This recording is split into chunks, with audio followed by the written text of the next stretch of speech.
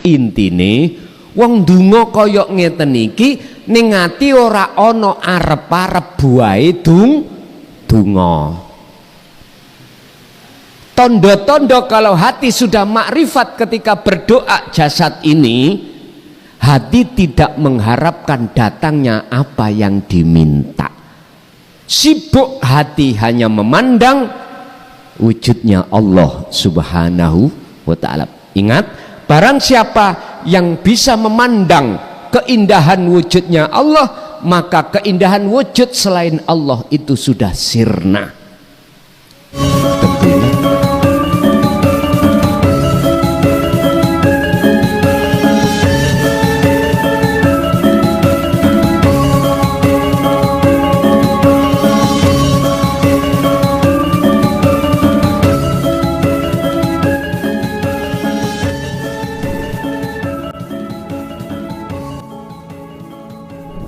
Wa du'aul abdi utawi penjaluke permintaannya hamba lillahi maring Allah iku arba'atu anwa, ada 3 golongan, ada 4 golongan.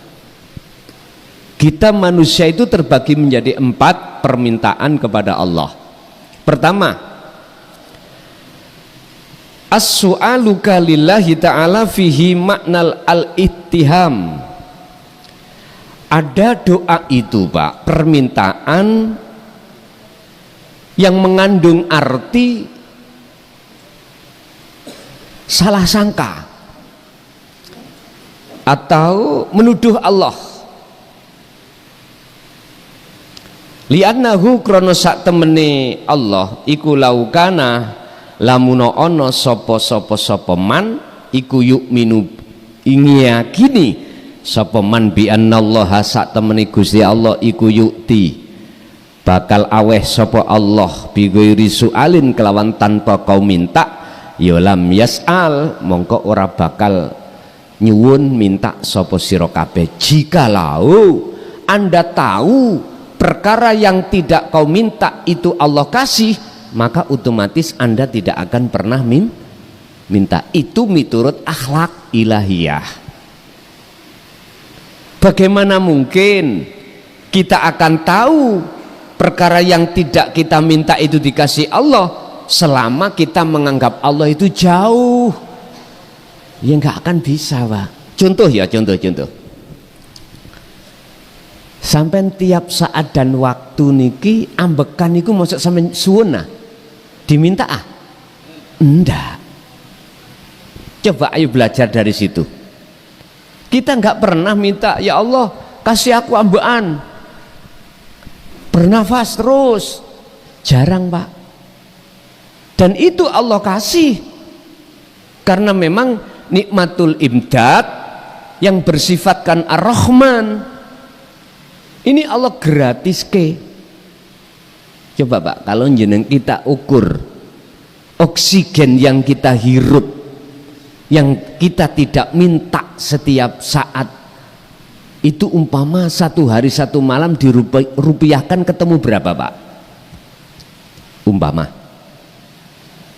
sakit ngerupiahkan, oke kita rupiahkan 1 hari 1 malam 10 juta. Jenengan disuruh bayar 10 juta oleh Allah tiap hari, mampu Pak? Oke, nek gak mampu kata Allah cukup 1 jam aja kata kasih.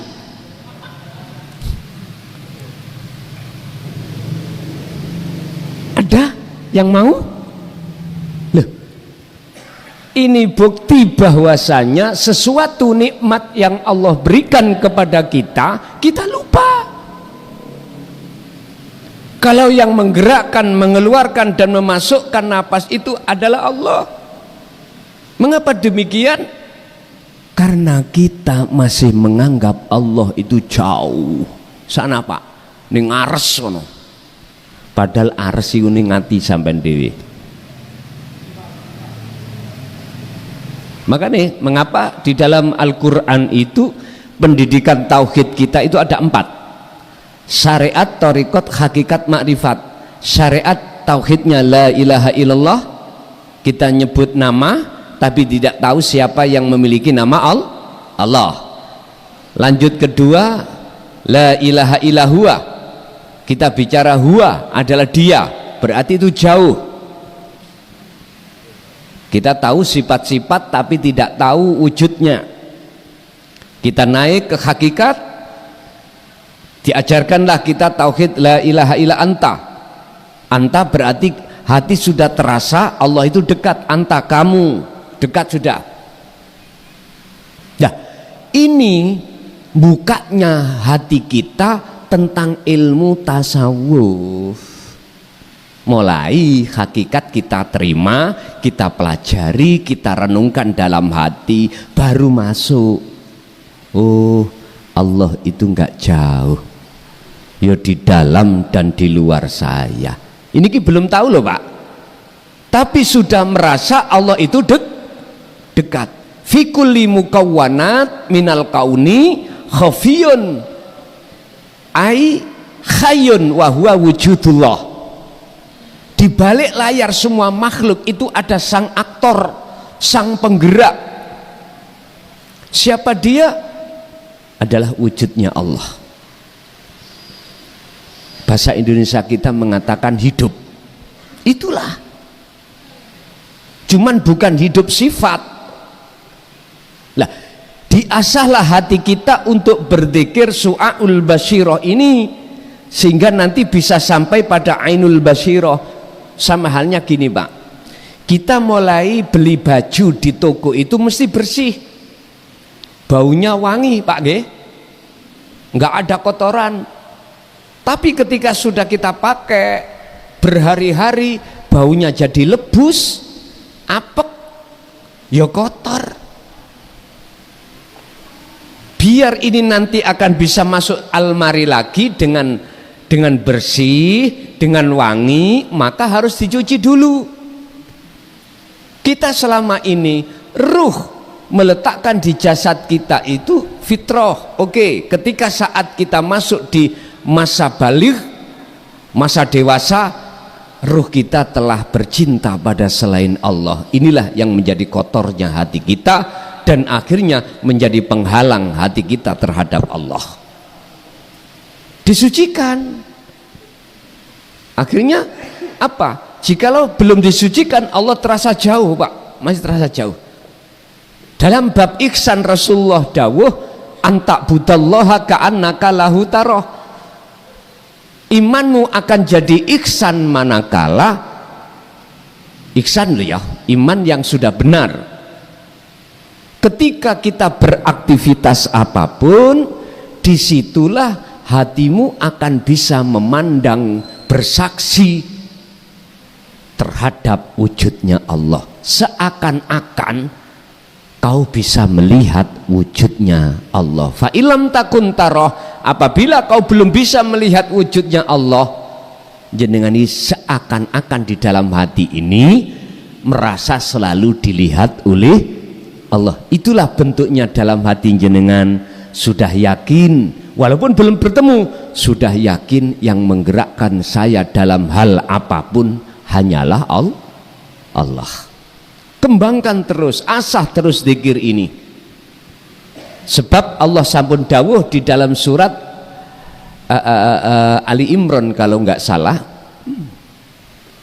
103. Di situ Allah katakan wa'tasimu bihablillahi jami'an wala tafarraqu. Tali Allah itu dzikir, jangan pernah kau lepas. Pegang teguh tali Allah, wala tafarraqu, dan janganlah kau pisahkan hatimu dengan tali Allah ini. Inilah halal bihalal dengan Allah Pak.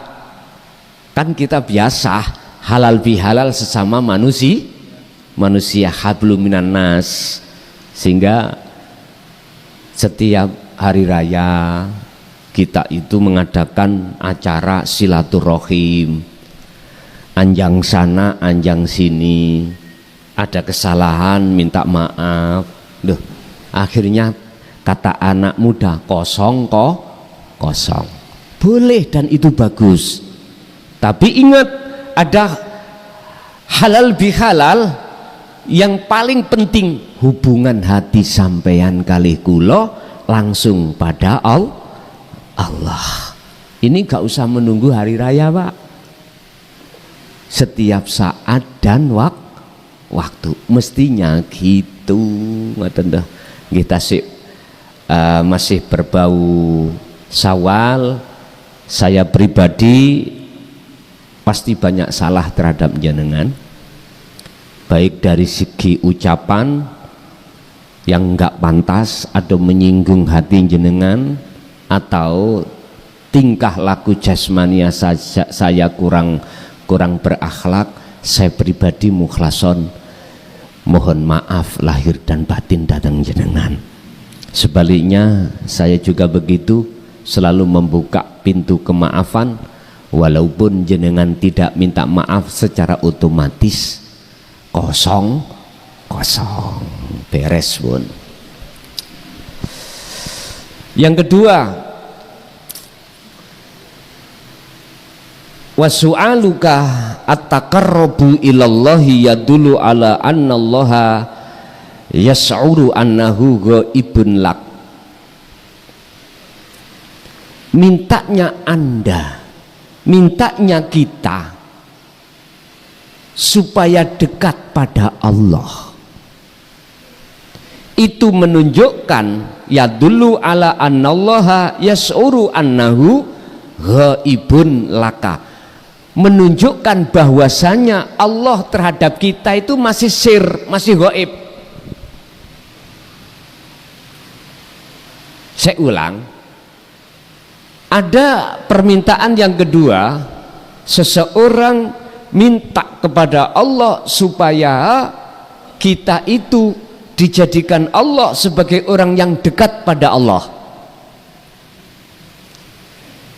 Permintaan yang seperti ini Bapak Ibu menunjukkan bahwasanya hati kita terhadap Allah masih jauh. Padahal saya ulangi, Allah itu dekat banget. Tapi nggak apa-apa kalau miturut proses kita takarrub pada Allah, nggak apa-apa. Cuman bahasa makalah ini, ketika jenengan sudah tahu, sudah megang sirul asror, sudah tahu kalau Allah itu dekat, cuman aja belum bertemu wujudnya, masih merasa adanya beliau itu dalam dan di luar diri kita, itu nggak boleh. Nggak tambah bingung lagi, mau dikongkon mendekat pada Allah terus mohon mendekat, tidak boleh. Pak, hukum boleh niku ketika saat kita itu belum mendapatkan hidayah yang berupa hati sadar dan menyadari bahwasanya semua apapun yang terjadi itu yang menggerakkan hanya Allah. Tapi kalau kita sudah di wilayah itu, sudah cukup bagi jenengan ini mengasah dzikir sirul asr menuju fana'ud dzikri, mengasah la ilaha illa anta supaya bisa sampai la ilaha illa ana. Pun iku bentuk doa yang kedua. Yang ketiga, wasu'aluka li syai'in min masalihid dunya, utawi penjaluan ira menyang sesuatu yang jenengan anggap paling penting ning dunya, di dunia ini, iku dalilun nuduhake ala adami khayaika, nuduhake ngatasi ora anane sifat isin ira minhu saking Allah. Fa innaka mongko sak temene sira iku lau kunta lamun ngerti sira kalau Allah iku yang menjamin semuanya, ya tastahi mongko dadi sifat isin minallahi saking Allah, ya lam targhab mongko yepti mongko ora bakal nganggap penting fitarakkubi ilaihi, perkara mendekat pada Allah gak penting akhirnya karena sudah sampai. Istilah ngeten, jenengan tadi mulai di rumah sepeda lah penting Pak nggih, penting karena hukumnya masih ada di rumah, masih butuh jalan sepeda minangka syariate, jalan minangka torikote, laksana torikohnya, masih wajib hukumnya itu sampai bawa. Tapi ketika sudah sampai di majelis, tujuannya sampai parkir semuanya, masa dibawa ke majelis lah, mboten mungkin tak? Mboten. Sepeda kita parkir, jalan sementara kita tinggal. Kita karena sudah sampai, tujuan sampai adalah hakikat. Wujud nyatane hakikat kalau Anda sudah sampai di sini. Apa tujuannya? Ngaji, ketemu, udah. Sama pada Allah juga begitu. Sifat takarrub, mendekatkan diri itu boleh ketika saat perjalanan untuk mendekat bertemu. Tapi kalau sudah ada di sini, Pak, menurut etika boten angsal alias tidak boleh. Cukup bagi jenengan kali kula niki sam'an wa ta'atan. Cukup bagi jenengan ini menikmati pertemuan itu. Tondo-tondo jenengan iki mau dikatakan sudah bertemu, sudah nyampe, la yarawna li anfusihim syai'an. Segala hal apa yang muncul dan timbul pada seluruh makhluk, hati sampean iku yakin sumbernya hanya dari Allah. Inilah Pak yang menjadikan hati sampean tidak ganjel ketika saat takdir enak gak enak itu datang. Betul. Karena Anda tidak menemui makhluknya tapi menemui, bersahadah, bersaksi terhadap wujud Allahnya. Bapak Ibu hadirin jamaah rahimakumullah. Lah, jadi kalau di sini sudah dekat, mengapa takarrub? Mengapa mendekat? Wong sudah dekat. Tidak hanya berdekat, sudah ahad.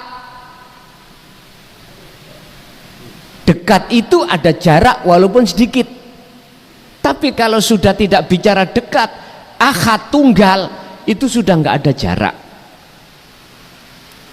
Kedua, bal yusyahiduna annal fa'ila huwallahu ta'ala, dikatakan sudah sampai di sini bertemu.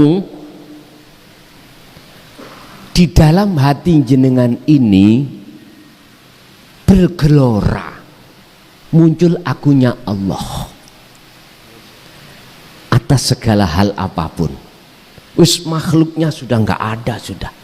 Inilah yang kumaksud la maujudun illallah. Tidak ada yang wujud kecuali wujudnya Allah.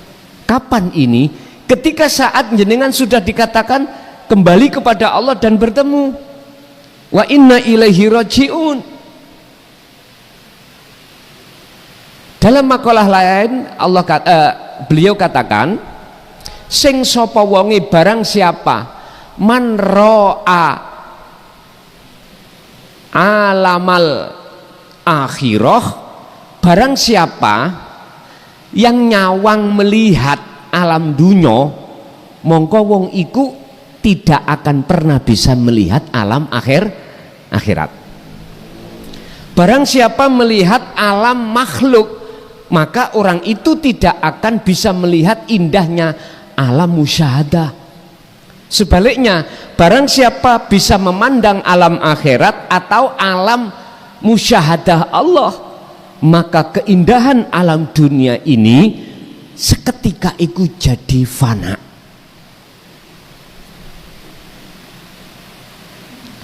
Apakah itu bisa dilihat ketika saat di dunia? Bisa. Tapi dengan ainul basiroh jenengan, mata hati, sarate nggak ada penghalang dalam hati jenengan. Sebab penghalang yang disebut mukawwanat, biro-biro makhluk niki lho Pak, yang wujud niki lho, yang menjadi biang kerok harus hilang. Untuk bisa menghilangkan, wajahidu fi sabilihi, sampai harus terus menerus beruzlah berzuhud dengan memfungsikan dzikir sirul asrar itu. Pun dengan begitu Allah yang akan menghapus seluruh penghalang-penghalang itu. Bukan kita yang bisa menghapus, bukan kita yang bisa membersihkan kotoran hati, penghalang hati, bukan, Allah sendiri. Lah, Allah akan membersihkan manakala ada respon kita itu, reaksi untuk berzikir. Dalam surat Ar-Ra'd ayat 28 Allah katakan, orang-orang yang beriman olehnya hatinya bisa bertemu Allah dan menjadi dia itu hatinya tenang, damai, bidzikrillah, sebab berzikir. Ala bidzikrillahi tatmainnul qulub, dan ingatlah hanya dengan mengingat kepada Tuhanmu Allah hatimu akan menjadi damai. Yang ku maksud ingat adalah sadar, merasakan bahwasanya semua mengimankan, mengiktikadkan dalam hati bahwasanya semua yang wujud ini bukan wujudnya makhluk. Mungkin bisa dilihat dalam surah Al-Hadid ayat 3, wujudnya Allah itu jengleh di awal di akhir, di batin ya didor dohir, dohir batin awal akhir. Jangan harap jenengan akan tahu wujudnya Allah baik secara batin lebih-lebih dohir jikalau wujudnya dunia itu masih bersemayam dalam hati. La taj'alu ma'allahi ilahan akhar, janganlah dalam hatimu bertengger wujud selain Allah. Jangan. Kalau ini masih bertengger, jangan harap bisa nyampe. Bon. Permintaan yang nomor 3 nomor 4 saniki, wasu'aluka li ghairillah, mintamu terhadap perkara selain ketemu Allah. Ailika ilah, tegese selain ketemu Allah, iku dalilun. Sampai minta nyun sewu loh Pak, masih yang jejaka, masih yang perawan, mintanya jodohi dekatkan, ditemukan lah, ngoten nggih. Kalau sudah rumah tangga mintanya ya Allah kasih keturunan lagi itu toh, nggak apa-apa syariate. Kalau sudah berkeluarga ya Allah berilah kecukupan yang barokah terhadap kebutuhan rumah tangga lah, ngoten nggih. Tidak apa-apa miturut syariate. Dan ini proses akhlak istimaiyah seperti ini memang. Akhirnya kita muncul usaha ikhtiar bagaimana ekonomi kita kuat, bagaimana anak dan istri keluarga tidak kekurangan. Kita sebagai seorang suami akhirnya usaha ke sana ke sini, udah kadang-kadang usaha buntu, utang itu tidak sedikit, ngingu toyol. Wonten nggih ngoten iki? Make pesugihan. Udah Pak, jangan ikut campur masalah itu Pak. Sungguh wah tebusannya abot. Syariate usaha apapun kadang-kadang ya, mohon maaf, ada orang itu mencuri itu untuk ngingoni anak ada berbagai usaha persoalan buntu. Wes kalau gitu wes tak ambil itu aja, apa besi-besi di jembatan mana Suramadu misalnya ya. Padahal niatnya tidak untuk kaya-kayaan, untuk memberikan makan anak istri. Bagaimana syariat mensikapi? Kalau kita bicara syariat, jalankanlah perkara yang kuperintah, tinggalkan perkara yang dilarang. Udah kula mboten mengulangi hukum itu, Anda sudah tahu sendiri. Lah miturut makalah ini perkara yang jenengan minta li ghairillah, walaupun tidak ngingutoyul, walaupun tidak mencuri, perkara yang dilarang miturut syar'i. Kalau kita minta perkara selain daripada makrifat datang Allah, miturut ilmu tasawuf di makalah ini apa jawabannya? Iku dalilun nuduhake ala bukdika ing atase andoh ati ira mingka saking Allah. Fa innaka mongko sak temene ira lau alimta lamun ngerti sira annallaha ing sak temene Allah iku qaribun cedhek dekat mingka saking ira ya lam tasaluhu mongko ora bakal njaluk sira hu ing Allah. Jikalau kau seperti itu, maka menunjukkan bahwasanya hati kita itu jauh dari Allah. Jauh dari Allah. Pertanyaannya, bolehkah saya memohon kepada Allah untuk mohon maaf kemaslahatan umat dalam hal rezeki ini? Jawaban saya melihat dari kacamata mana. Kalau kacamata syariat nggak apa-apa, dasari ud'uni astajib lakum. Sing penting hal-hal yang tidak dilarang, titik. Tapi kalau saya berbicara dari kacamata hakikat, jawaban saya tidak dilarang miturut hukum syariat, atau bahkan yang dilarang nggak boleh. Niki nggak orang bingung, biar gak bingung, ngeten. Jadi tak selaraske hukum syariat dan hakikat.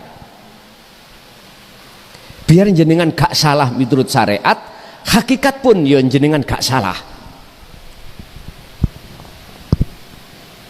Apa mang sing arep tak tulis lali aku. Mungkin lah muncul maneh. Oh niki ampun.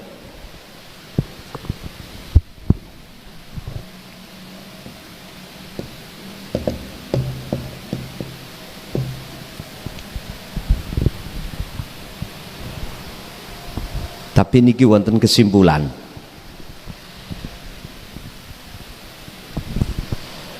Al-khulasatu utawi kesimpulan, idza kana tatkalane ono opo jasaduhu, secara syariat jenengan memohon pada Allah, minta bicara manusia iku daiman jaluk lillahi maring Allah, biar nggak salah bagaimana.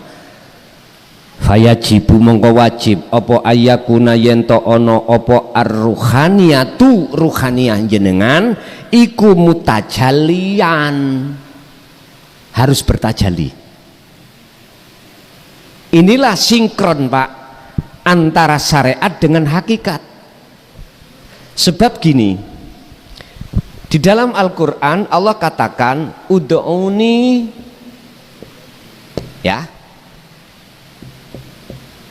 ud'uni astajib, astajib lakum. Niki yang saya bunderi ini yang harus diperhatikan. Mintalah kamu sekalian terhadapku Allah, ingsun ni ingsun sudah tidak membahas Allah loh niki.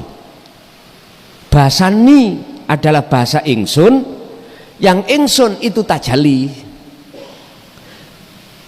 Mintalah kamu terhadapku, syaratnya jikalau kau betul-betul minta padaku maka astajib. Artinya apa? Inilah Pak, antara hukum syariat dan hakikat harus seirama, antara kaki kiri dengan kaki kanan walaupun beda Coba jenengan jalan dengan kaki kanan aja. Piye? Mencolot-mencolot nggih? Atau kiri saja? Sama. Walaupun dua-dua ini saling berseberangan, bagaimana caranya itu akan manfaat. Min dan plus listrik, Pak. Itu bertolak belakang, Pak. Bagaimana caranya itu bermanfaat, akhirnya muncul cahaya. Dibuat masak magicom bisa, kulkas akhirnya TV bisa berbunyi, macam-macam. Terus bagaimana syariat dengan hakikat itu selaras? Padahal satu sisi berseberangan. Tadi secara syariat nggak boleh jenengan minta seperti itu. Diperbolehkan minta, secara hakikat tidak boleh. Terus bagaimana bisa selaras? Min dan plus itu ada komponen, Pak, penghantar yang menjadikan tidak konsleting. Nek langsung sampai temukan konsleting S2. Terus apa penetralnya? Komponen ini ku nopo apa antara syariat dan hakikat? Itulah tajalli. Caranya bagaimana? Secara jasmani jenengan minta apa yang tadinya di sini dilarang, tapi ruhaniyah sampean itu harus bertajalli. Artinya rasa keakuan makhluk ini jangan muncul. Dan ini biasanya dilakukan oleh ahli tasawuf ketika diminta oleh golongan ahli syariah. Dan atau jenengan iki berumah tangga, secara manusiawiyahnya ingin bahagia, fid dunya hasanah wa fil akhirati hasanah, tapi ruhaniyah sampean ini sudah lepas akunya makhluk. Inilah nama tajallilah. Makanya mengapa harus ada ya mutakalim? Mengapa? Menunjukkan keahatan Allah. Jikalau kau betul-betul mintanya padaku, berarti sebelumnya kita harus temui yang memiliki. Berarti jenengan berdoa sebelum minta sesuatu, hati sampean harus ketemu terlebih dulu terhadap Allah. Tondo kalau bertemu munculnya doa itu, Anda sudah tidak mempunyai iktikad atau keyakinan dari jenengan. Munculnya doa itu bersih minallahi ta'ala, yang disebut ingsun, yang disebut ana. Inilah maksud jenengan sudah sampai pada tauhid la ilaha illa ana. Pun niki makom jam'i kalau miturut hikam.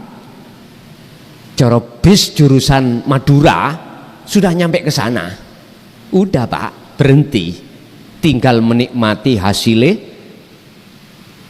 Bis tadi, kondekture, supire, kernete, mangan, Pak, di warung, notal hasilnya enak. Kalau di jalan tadi, balapan, cari penumpang. Jadi antara syariat dengan hakikat itu biar sinkron. Jenengan ketika menghadapi takdir kondisi apapun, hati jenengan harus melepaskan keakuan makhluk. Itulah namanya tajalli. Itulah maksudnya kita menemui Allah. Kalau sudah menemui Allah, maka mesti astajib. Sebab syaratnya jikalau kau betul-betul menemui aku, mintamu padaku, yo astajib, maka tak sembadani, tak kinabulke. Intine wong donga kaya ngeten iki ning ati ora ana arep-arep buahe donga.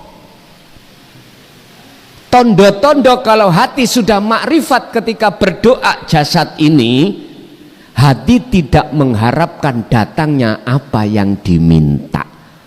Sibuk hati hanya memandang wujudnya Allah Subhanahu wa ta'ala. Ingat, barang siapa yang bisa memandang keindahan wujudnya Allah, maka keindahan wujud selain Allah itu sudah sirna. Tentunya ini kita harus melakukan ilmu amal istiqomah.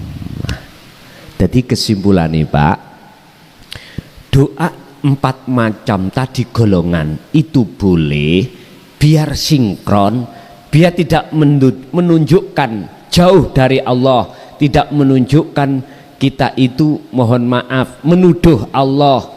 Caranya lestarikan, sinkronkanlah antara hukum syariat dan hakikat. Caranya itu tadi, silakan terjadi hukum syariat dalam diri kita, amar ma'ruf nahi mungkar, menjalankan perintah, meninggalkan larangan. Ketika saat itu hati jangan pernah muncul rasa sumber songko makhluk, tapi songko Allah Subhanahu wa ta'ala. Pun kita masuk pada sesi tanya jawab. Barangkali ada yang perlu ditanyakan, kami persilakan.